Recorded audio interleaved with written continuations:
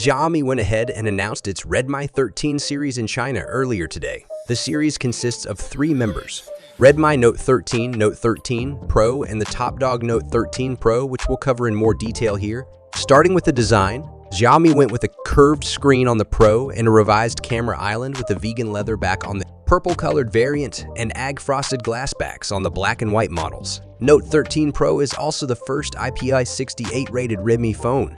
There's a curved 6.67-inch OLED display up front with 12-2000x27 12px resolution and a 120Hz refresh rate. The panel can output 12-bit colors and features a 1920Hz PM dimming. It can crank out up to 1800 nits peak brightness in auto mode and is protected by Gorilla Glass Victus.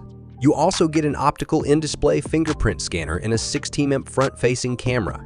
Xiaomi went with MediaTek's Dimensity 7200 SU Ultra chipset paired with up to 16GB LDDR5 RAM and 512GB 3.1 storage. Xiaomi also added a massive 4000 mAh graphite sheet and VC heat sink. The back features Samsung's ISOCELL HE3, the same 200MP sensor OFI 100p at 0.4 size and 0.56 pixels, used on last year's Redmi Note 12 Pro LV. The 8MP ultra-wide module and a 2MP macro cam are also carried over. The software front is covered by MIUI 14 based on Android 13, while the battery comes in at 5000 mAh battery and features 120 fast charging. Other notable extras include stereo speakers and an infrared port.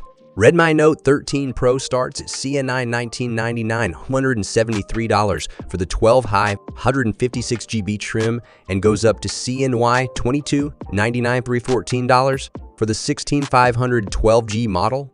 Open sales in China start on September 26.